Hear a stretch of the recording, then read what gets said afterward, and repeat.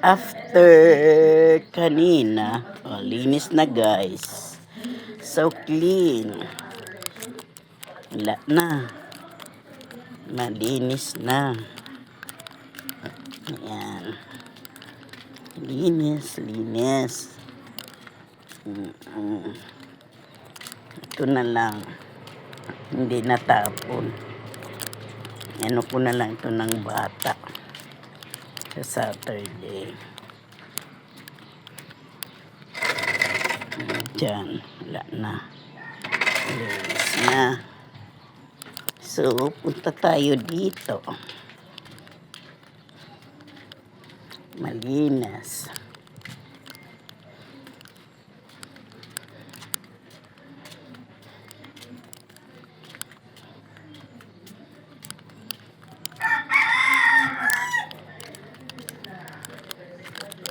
Yan.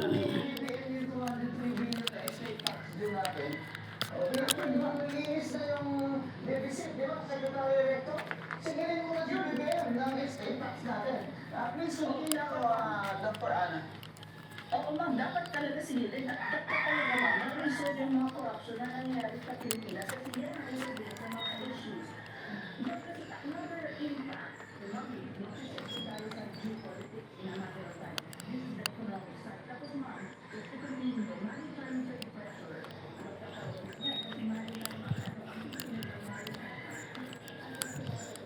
Yes. Nagbati guys, hindi pa. Kaano lang. Linis na dyan.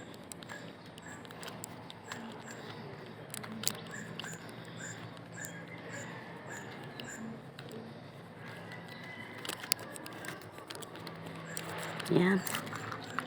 Linis. Langgam.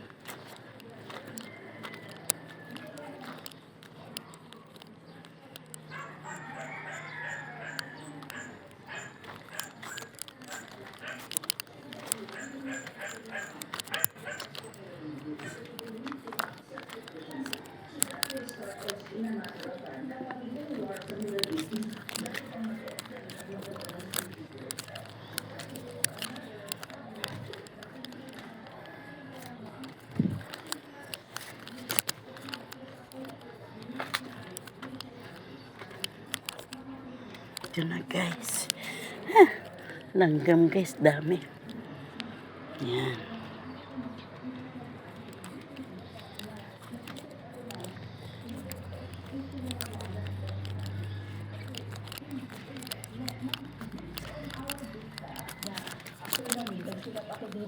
Investment sa Pilipinas.